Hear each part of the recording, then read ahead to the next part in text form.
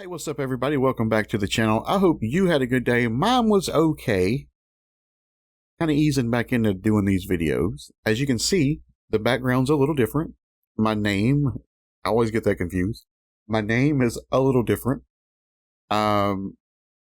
Just took out the lightning bolt, that's all. Took Elvis out of the background simply because of copyright issues. And regardless of what content I'm covering, because we're going to do things outside of Elvis, outside of home free, we're going to expand our horizons a little bit. I'm not having to change a background every single time I decide to do something different. This is the one all the time. I like it. I hope you guys like it. Another thing I'm going to change is I'm no longer going to be able to take requests. It was just simply eating up too much of my time because I like to do a lot of research behind the songs before I do them. And I don't really like the idea of putting one person's request ahead of another person's request because they paid more. Taking money to do requests just feels icky anyway. So to eliminate a lot of stress that I was causing myself, I'm not going to be doing requests anymore. I'm going to go change my Patreon tiers to take out the request. And I'm also going to open up the channel for membership. I was offered to do that before by YouTube and I just didn't do it. I figured it was too much involved. But maybe now that I'm freeing up some stuff, I may have a little bit more time to invest in the quality of the channel. Hopefully, that's my game plan anyway. I did today order a new camera. I ordered a new microphone. I ordered 2 new lights. The artifacting on the green screen, you can just forget about that for now. I changed my entire setup. Before I was in the corner of my bedroom, so I had a wall behind me. The chair was actually against the wall, and in front of me is an L-shaped computer desk, and I had about this much room to move. I couldn't even turn the chair, and now I can freely turn the chair. I have all this room. There's nothing behind me but the green screen. I really didn't know how I was going to do that, but I got it figured out. And anyway, decided to go ahead and put out some videos or try to start putting out videos. I do like to talk a lot at the beginning of the videos. Some people like it. Some people don't like it. It is what it is. You can always fast forward to the good parts. But I've learned doing this channel that you can't please everybody all the time. So I'm not going to try to do that anymore. I'm just going to do my channel. And if you like it, you like it. If you don't, I understand. But anyway, just wanted to get back into making some videos. I'm not going to obligate myself to do one every single day. I'm not going to obligate myself to respond to hundreds and hundreds and hundreds of comments. Just can't do that. I'll respond to what I can. And I know all of you guys and gals out there will understand. Y'all are so amazing. And I know y'all are going to like, subscribe, and comment down below. Also, a major difference this time is I have internet at home now, which means I don't have to upload videos when I get off work. If I edit them at lunch or whatever. Before I was just using my internet on my phone, so I was limited to only uploading videos while I was here. Now I can just click the upload button and go to work or go do whatever. I'm not limited to here. So anyway, few changes, new equipment's coming, a little bit different look. Anyway, today's video is going to be on an episode of Inside Graceland. I've done a couple of these before. And they usually do pretty good. I like them. I like sharing this information with y'all. I like experiencing this with y'all. And anyway, we're just going to jump right in. I'm going to go ahead and warn you. If I want to say something, instead of trying to talk over Angie, I'm just going to pause it and say what I got to say, and then we'll move on. So let's jump right in. We're here in the Graceland archives where our Graceland guests do not get a chance to visit while they're here, but this is your chance to get a behind-the-scenes look at what's in our collection. Here in the building, we have everything from wardrobe to documents, photographs, as well as Elvis's personal film collection. It's all stored in a temperature-controlled environment where we can preserve the items for generations to come. This looks like this video is pretty old. An example of some of the things that we have here in the building are here in this first drawer.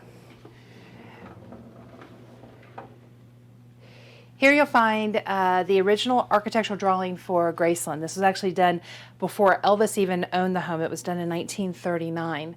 It just shows you how grand the house was for that time here in Memphis. We also have Lisa Marie's footprints from when she was born on February 1st, 1968 at Baptist Hospital. Oh, And here we have Elvis's personal checkbook. And for those of you who don't know, this is Elvis's handwriting. that's cool. The checks vary from who they went to and what they were for. An example of this one here is to Larry Geller, who was a member of the entourage at the time. The checkbook is from 1974. There's a personal loan to one of Elvis's cousins, and even checks written in here for personal expenses for Elvis himself. It's amazing what Vernon kept. I mean, he kept everything. Elvis's manager, Colonel Parker, also was what you would consider a pack rat and also kept everything. You know, I wonder how many of those personal loans were ever paid back. You know, just curious. I'm sure they got the records, but just curious, especially from 1974. $1,000 loan or $500 loan. That'd be a lot today. They kept things that happened at Graceland and things that never even happened at Graceland. For an example, these blueprints here in this drawer are for a recording studio that was to be built here on the property. In fact, it was to be built where the racquetball building currently sits. As you can see, there was a recording room and a control area, office spaces, as well as a secretarial office. It was going to be an octagon-shaped building on property, but I didn't know that. How many of you out there knew that? If you knew it, comment it down below. Very interesting. I heard before that there may have been a recording studio at one time, thought about being put on the property, but I never actually knew they went this far with it. That's pretty awesome. An octagon shape. That's pretty cool. never happened. However, they did keep the blueprints, and we have them here today. Just the sheer amount of documentation that we have on Elvis's life and career is mind-boggling. We have close to 1 million pieces of paper, everything from telephone bills to grocery receipts to furniture receipts. It's really neat that we have in our collection not only receipts, but we have checks that pay for these receipts as well as the objects themselves. Almost everything in our collection we can tell a complete story about from our documents that we have here. That is awesome. So go back and pause that. You can see a receipt from when they furnished Graceland, how much they paid for different rooms and whatever. And you can also see the receipt. Although I did notice they don't include the prices. That's cut off, but they show the receipt for these world famous stained peacock windows in the entryway to Graceland. Awesome. When I say that Vernon kept everything, I literally mean everything. In fact, this folder that we have here are documents from when the family lived in Tupelo, Mississippi, before they even moved to Memphis. One of the first things that we have here is a postcard that Vernon wrote to Gladys and Elvis when he was actually in prison back in the late or early 40s. Does Angie know she's not allowed to talk about that stuff? Like, I don't recall, some of you out there may, but I don't recall Graceland ever officially acknowledging this happened or talking about it. But maybe I missed it somewhere. Maybe they're talking about it now, but I'm pretty sure back in the day, according to them, it never happened. We have several of those, as well as water bill receipts, grocery receipts, everything from Tupelo that you can imagine. You hear a lot during the tour about Elvis coming from humble beginnings, and here's just proof of how humble those beginnings really were. It's an employee's record of earnings statement for Elvis's father, Vernon, from January of 1943. Vernon made $36.22 in 1 week worth of work. So let's just look up and see what that is. $36 in January of 1943. Is approximately $656 today. So I guess after taxes, if you're not getting paid cash, obviously he's not getting paid cash because, you know, there's a check stub. So that's about $650 today before taxes. So yeah, I mean, not the worst you could do, but pretty bad. It's just mind-boggling what we actually found. And all of this was stored in an old steamer trunk. We opened up the trunk not knowing what was going to be in there, and then we found these documentations as well as some of Elvis's first grade crayon box and pencils and things like that, which was quite amazing. Well, that's cool. Some of the other documents that we have here in the collection are from various celebrities, but there are also telegrams here that were sent from Elvis and the Colonel to some celebrities and friends. In fact, here is a handwritten telegram that Elvis sent to Colonel Parker's wife, Marie. Also in the folder, you'll find telegrams. This is from Barbara and Jackie Cooper. This one actually is to Colonel Tom. And then we have several. This one's from Elvis to Colonel. That's the way of communicating back then was via telegram, and we have telegrams to and from lots of people. Here's one to Frank Sinatra from Elvis and the Colonel, congratulating him on the opening of Ocean's 11 that night. A telegram to Nick Adams, who was a very close friend of Elvis's. And this is kind of funny. It's to Colonel George Burns from Colonel Parker.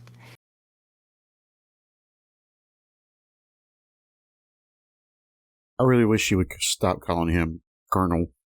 He wasn't a colonel. His name is Tom. His chosen name is Tom. So you could just say Tom Parker, Angie. It's cool. Burns, however, was a real colonel. So as you can see in the collection, we have documents that can basically put a story really back together on who Elvis was communicating with, what he was buying, what he was doing in his career-wise. This folder, in fact, documents the concert tour that Elvis was scheduled to leave on August 17th, 1977. The tour was scheduled to begin in Portland, Maine. And here in the folder, we've got all of the arrangements for that tour that never happened. He was performing in Portland on August 17th and 18th, and then going to Utica, New York. Showtime was going to be at 8 and 8:30. This is just another example of some of the documentation we have here in the collection, again, of things that happened and unfortunately things that weren't able to happen. That is pretty awesome. They have all that information on that tour that never happened. That's amazing. Here in these boxes, we have almost every check ever written by or for Elvis. In fact, if you go to the box from 1957 and we look at March, we find the earnest money check that Elvis gave to Virginia Grant, who was the realtor who helped him with buying Graceland. In the notes, you can see that it was for earnest money for the Moore property. Of course, Graceland originally was known as the Moore property, as it was owned by Mr. and Mrs. Thomas Moore before Elvis purchased it in March of that year. Here in these filing cabinets, we have over 60,000 images of Elvis that we use for exhibits, product licensing, books, TV shows. And they range from everything from movie stills to family photos, concert stills, to informal shots of Elvis just hanging around here at Graceland. Some of the photos that we've recently found, which were really quite amazing, we found in a closet in Gladys's bedroom in a shoebox. And these are truly what you would call family photos. These are things that a mom would save of her son. They're images of Elvis from when he was in school in Tupelo, his ROTC picture, him and his cousin Gene Smith, Elvis on a bike. A lot of these images you've probably seen. These are actually the originals that were used for the DVD purposes or for book projects and things that you might have seen these photos in. Also some classic photos that you might have seen before. Photo booth photos that we actually found. These are the original photos that are used almost every day on product and websites. And then fans would send Gladys pictures of Elvis while he was on tour. In fact, a lot of them came from Texas in 54 and 55, so Gladys could see Elvis on stage when she wasn't traveling. And so here we have fans that took photos with Elvis and photos of Elvis and sent them here for his mom to have. You know, I never really thought about that. You know, you take pictures and videos and stuff when you go to concerts, but I never really thought that was a thing where you send those pictures you took to the artist or the artist's family. I mean, I understand it here because, you know, Gladys wasn't there and she got to see it, but that's pretty cool. Also here in the Artifact Building, we have close to 5,000 pieces of wardrobe. They're stored all in these gray acid-free boxes. We've got personal belongings not only of Elvis's, but his mother Gladys, as well as Lisa when she was a baby. But one of the unique things that we have stored here in the building is actually stored here in this box. It's Elvis's wallet, and it's a very personal item that gives you a real insight on who Elvis was. And this is exactly the way that wallet was the last time Elvis was carrying it. And when you first open it up, you see a picture of Elvis and Lisa. Also in here, there are credit cards, business cards of police officer associates, a lot of them from Beverly Hills or Denver. We also have, this is a sergeant's card, another photograph of Elvis's little girl. Everything that you would imagine that would be in just anyone's ordinary wallet, you see right here in Elvis's. There's credit cards, Sergeant Dick Martin's phone number. There's American Federation of Television and Artist card, insurance cards. There's even, here in the front, a movie ticket stub. Here, I wonder what movie that was from. That's pretty awesome. How many of you have seen Elvis's wallet before? That's pretty cool. They may have had it on display at one time or another. I don't know. But that's pretty awesome. we have Elvis's famous gold TCB sunglasses. As you can see, he wore these in Elvis on tour in 1972, and on each side of the sunglasses is Elvis's logo, taking care of business in a flash, the same logo that is on the tail of the Lisa Marie airplane jet. Also part of the collection here at Graceland, we have lots of hats. This one's a little unique though. It's Elvis's Army helmet. It's the one that he wore when he was stationed over in Germany, and like every other GI, Elvis even wrote his own initials inside so that people knew that it was his. I don't know if people bringing those home though. I mean, I know the uniform, but didn't like the helmet. I don't know. I didn't know you could bring the helmet home. That's pretty cool. Along with shoes, we have stage boots stored here. This pair of shoes, however, is probably the oldest pair we have in the collection. It's a pair of black and white 50 shoes that Elvis wore on stage as well as around town back in here in Memphis back in 1954, 55, and 56. In the projection room down in the basement, Elvis actually stored the film that you see stored here on the shelf. These are actual copies of Elvis's movies that he would screen down in the TV room at Graceland. Also stored in there was audio as well as records, tons of records. In fact, here we have not only a record, but a letter that came with it. Shortly after hearing Elvis perform in Las Vegas, BMI sent Elvis this record, this acetate actually, hoping that he might find a song on here that he wanted to record. And this is the letter that accompanied it. So BMI is a group of people, artists that write songs, songwriters, song creators, record labels, stuff like that. Aspiring songwriters could send potential songs that Elvis may want to record through BMI to Elvis. So that's pretty cool. That's like a behind the scenes look at how that whole process worked back then. We're now at one of our off-site facilities where we store a lot of artifacts and things that were once at Graceland.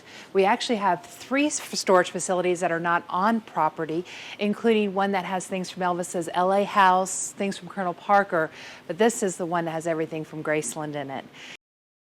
Where do you think them other 2 properties are that are, or other 3 properties? She said 3, right? Where do you think those other properties are that are just full of Elvis stuff? It could be an ordinary building in Memphis. People drive by every single day. Could have an entire plethora of Elvis memorabilia inside of it, worth millions of dollars probably. Who knows? Be cool to know where that's at, though. In here you'll find furniture that was once at Graceland, as well as memorabilia, saddles, music equipment. One unique piece you might notice is this cedar chest. The cedar closet was actually up in Elvis's attic, and the unique story behind it is this is where Elvis stored his mother's belongings after her passing in 1958 when he returned home from the Army in 1960. You might notice we also have a lot of gray boxes. You might want to wonder what's in some of them. Well, all of these things are actually cataloged and in a computerized database system so that we know exactly what's in each box. For an example, this box actually contains a pair of Elvis's boots. But what's unique about them is that he wore these horseback riding. He actually has mud that is still on the boots from when Elvis wore them. As you see, we try to preserve things the way that Elvis had them versus changing them in any way. That's Some of the very other interesting. things that we have stored here in the warehouse that was at Graceland at one time belonged to Elvis's daughter, Lisa Marie. You'll see set up here a table and chairs that Lisa used to play with, along with her coloring book and crayons, the commercial appeal that has her birth announcement in it, and even a pair of her baby shoes. That's pretty awesome right there. That's amazing. They should put stuff like that on display, which they probably did after her passing. I know they put a whole new thing on display. Hopefully that was one of them. Stored here in these gray boxes are over 30,000 artifacts that were here at Graceland. Also, we have things that have been purchased by the estate for exhibit purposes, like this prop from the movie Speedway. A few other really cool things that you might see here in the warehouse is Elvis's Polaroid camera. Polaroid, that's cool. And in this box, we have an autographed champagne bottle that was a gift to Priscilla's parents on Elvis and Priscilla's wedding day. It's autographed from Mr. and Mrs. Elvis Presley. Here we have a nightstand from Elvis's home on Audubon Drive, which was the home he purchased before Graceland. The interesting thing about this, it's one of the few pieces of furniture we actually have from that home. This nightstand was in Elvis's bedroom. Haven't they sold some of this stuff since this video? I thought I'd seen somewhere where people actually owned some of the property from Audubon Drive, but they got it at an auction at Graceland. Really curious to know how old this video is. This predates YouTube, I believe. Now, also here in the warehouse for exhibit purposes, we purchased this sign from the hardware store where Elvis bought his first guitar in Tupelo. That's something you'd never think about. Look at this couch. Where'd they find this couch? Where did that used to be? Was that Audubon too? Here we have a sofa that was once in the infamous jungle room prior to the furniture that you see in there now. The other interesting thing about this sofa is that the day that Lisa came home from the hospital, Elvis and Priscilla and their new baby girl had their pictures made here on the sofa. Speaking of furniture, if you look up, you'll see furniture from Graceland throughout the years, and never before seen the orange and green furniture that was once downstairs in the TV room in the basement. That was some ugly furniture. I'm glad that was removed. However, I believe the red furniture, isn't that from the time around 77? Wasn't that the furniture that was in there when he passed away? Before Priscilla put it back to the blue and white that we know today? I'm pretty sure it was red and gold, right? As we continue to walk, you'll notice here we have several of Elvis's saddles. This one you might recognize from home movie footage of Elvis riding his favorite Tennessee Walker Bear. This concludes our behind-the-scenes tour of the Graceland Archives. I'm Angie Marchese, the Director of Archives, and I hope you enjoyed your little personal tour behind the Graceland gates. So see there, she didn't mention the YouTube channel at all. There was no intro and outro like there normally is. So I personally believe this was not done for the YouTube channel. This predates YouTube. I would really like to know if somebody knows where this came from, what documentary or whatever released by Graceland this came from, to kind of date it. Because I'm pretty sure some of that stuff they've sold. I don't know, maybe not. Maybe I'm wrong, who knows. Maybe one of you well, let me know in the comment section down below. Anyway, that's all I got for you today. Again, thank everybody for liking, subscribing, and commenting down below. Anyway, I hope you stick around for the changes, and we can just work our way through this little hump that we were on, and I can get back to putting out videos on a more consistent basis. But anyway, that's all I got for you today. Thank everybody for watching. Y'all keep TCBing, and I'll see you next time. Take care now. Bye-bye. First video with the new format, inside Graceland, take 1. But I'm not... Anyway, y'all... so amazing, and I know you'll like, subscribe. God dang it.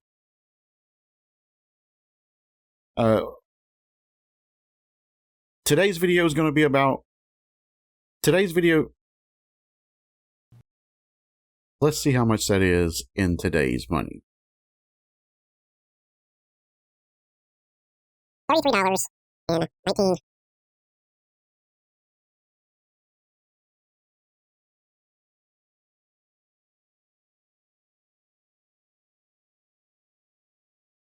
Earnings statement for Elvis's father Vernon from January of 1943. Vernon made $36.22 in 1 week worth of work. Record of earnings statement for Elvis's father Vernon from January of 1943. Vernon made $36.22 in 1 week worth of work. It's just for Elvis's father Vernon from January of 1943. Vernon made $36.22 in 1 week worth of work.